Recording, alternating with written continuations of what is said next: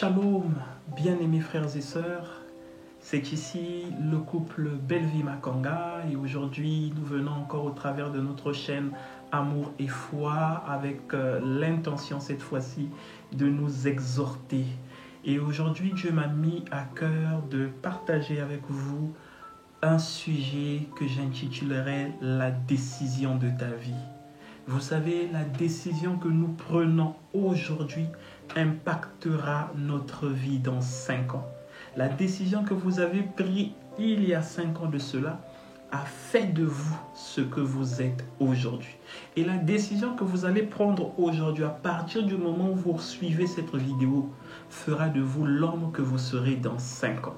C'est pourquoi il est nécessaire, il est important de faire attention à une chose, la décision que nous prenons.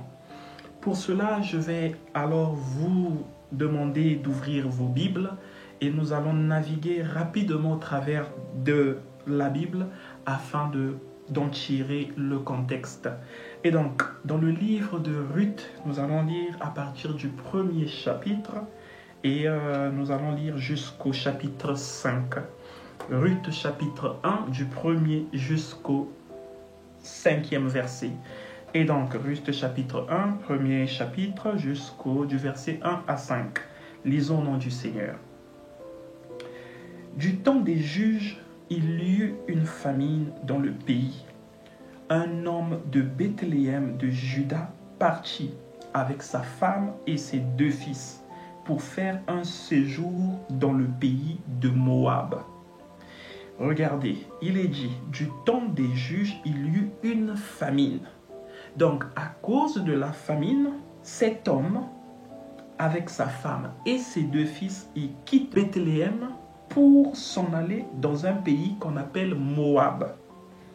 Le nom de cet homme, nous sommes au verset 2, le nom de cet homme était Elimelech, celui de sa femme Naomi. Donc, l'homme s'appelle Elimelech, sa femme Naomi, et ils ont 2 enfants. Et ces 2 fils s'appelaient Marclon et Kilion. Donc, Naomi, Elimelech donne 2 enfants, Marclon et Kilion.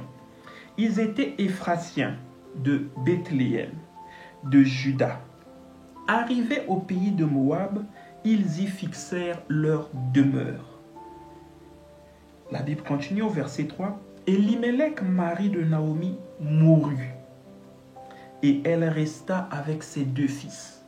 Donc, ils quittent le pays de Bethléem, ils s'en vont vers Moab, ils y établissent leur demeure, et une fois qu'ils arrivent, après un moment, le mari meurt. Naomi, le mari s'appelait Elimelech, le mari meurt. Il reste donc Naomi elle-même avec ses 2 fils. Elimelech, mari de Naomi, mourut. Là, nous sommes au verset 3. Et elle resta avec ses 2 fils. Ils prirent des femmes moabites, dont l'une se nommait Orpa et l'autre Ruth. Et ils habitèrent là environ 10 ans. On prend le verset 5. Marclon et Kilion moururent aussi tous les 2. Et Naomi resta privée de ses 2 fils et de son mari. Bien-aimés frères et sœurs, voici une histoire qui nous donne un enseignement capital. Celui de la décision que nous pouvons prendre dans nos vies. Voilà une famille constituée d'un père et d'une mère, Elimelech et Naomi. Et ils vivent dans un territoire, ils vivent dans Bethléem. Et lorsque vous faites des recherches, vous verrez que Bethléem signifie la maison du pain de Dieu. La maison du pain. Et donc c'était une nation, c'est la nation d'Israël, un pays béni. Mais ce qui est pourtant, on va dire, un paradoxal, c'est de constater que ce pays qui devait être béni, parce que c'est la maison du pain de Dieu, a rencontré une période de crise. Ce pays a vécu une période de crise. Et cette période de crise entraîne donc Naomi, Elimelech ainsi que leurs enfants de quitter le territoire donc de Bethléem pour aller vers celui de Moab.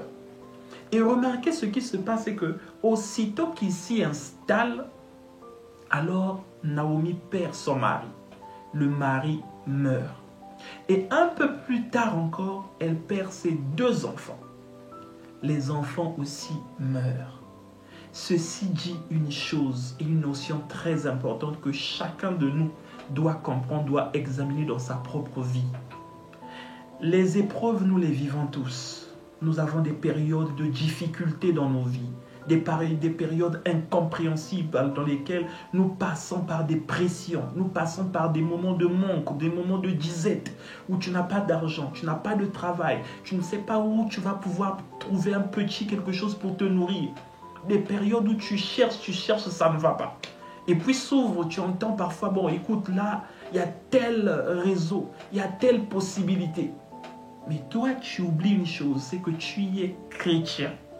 Et le chrétien ne peut être béni que dans la parole. Le chrétien ne peut être béni en dehors de la parole. Lorsque tu es béni en dehors des principes de la parole, en dehors du cadre de la parole, tu dois te poser des questions. Parce que pour nous, ça c'est quelque chose que nous devons savoir. Dieu, un père authentique, ne peut pas donner quelque chose à son enfant sachant que cette chose-là va lui détruire. Ça ne marche pas, ça n'existe pas. Un véritable père. Et de la même manière, Dieu agit avec nous. Dieu ne peut pas nous laisser agir en dehors de sa parole et venir donner sa main d'approbation et venir nous bénir. Ça ne marche pas. Ainsi, la chose qui nous est demandée, c'est de rechercher premièrement la volonté de Dieu. Tu cherches à faire un voyage, comme c'est le cas d'Elimelech. C'est un père, il a vu, écoute, il y a la famine, il y a la disette. Je suis père d'enfants, je suis père de famille. Mais qu'est-ce que je vais faire face à une telle situation? Il quitte la ville, la maison du pain de Dieu, Israël, le pays béni. Et n'oubliez pas, il est dit que Israël ne sera jamais béni en dehors de sa patrie. Israël est béni dans sa patrie. Et nous, Israël spirituel, notre patrie, c'est la parole. Eux, ils quittent le territoire de la parole pour aller, parce que quoi, ils avaient besoin de trouver du pain, la nourriture. Mais bien aimés, beaucoup quittent leur territoire. Parfois, Dieu leur a donné, il leur a dit, reste là. Ils quittent là où Dieu leur a dit de rester pour aller au loin, pour aller quoi? Chercher. Ah, aux États-Unis, il y a ceci. Ah, en France, il y a ceci. Ah, au Canada, il y a ceci. Mais est-ce que Dieu t'a dit qu'il te bénira au Canada? C'est ça la chose importante. Est-ce que Dieu t'a révélé que toi, Bellevie, ta vie c'est au Canada. Toi, Bellevie, ta vie c'est à Hong Kong. Toi, un tel Jérôme, peu importe quoi, quel peut être ton nom, ma soeur. Toi, ta vie c'est avec un tel ou avec tel frère ou telle soeur. C'est important. Et cette décision-là s'applique dans tous les domaines de nos vies. Pas seulement dans les voyages, dans tes études, dans ton mariage, la femme ou le conjoint que tu veux prendre. Qu'est-ce qu'en pense Dieu? Qu'est-ce que Dieu dit? T'a-t-il donné son approbation? Telle voie paraît bonne pour un homme, mais le chemin qui en découle, c'est la mort. À tes yeux, ça peut sembler correct, droit, mais au final, c'est la mort qui s'ensuit. Ainsi, il est important, il nous est important de considérer nos décisions au travers de la parole de Dieu, c'est-à-dire avec Dieu. Nous devons consulter le Seigneur. Seigneur, est-ce là ta volonté? Seigneur, je veux quitter le Congo pour les États-Unis. Je vais quitter le Congo pour la France. Regarde à la situation. Est-ce là ta volonté? Regardez le Seigneur qui se manifeste à Abraham. Il lui dit, sors de ta patrie. Va dans le pays que je te montrerai. Vous voyez? Dieu l'appelle à sortir et il va lui montrer le pays. Donc c'est ça, Abraham ne devait pas être béni en allant n'importe où. Dieu le conduisait jusqu'au lieu où il devait être. Et parfois, vous avez pris du recul. Nous tous, même moi qui vous parle, j'ai pris du recul dans ma vie. Pourquoi? On a pris certaines décisions où Dieu n'avait rien dit à propos.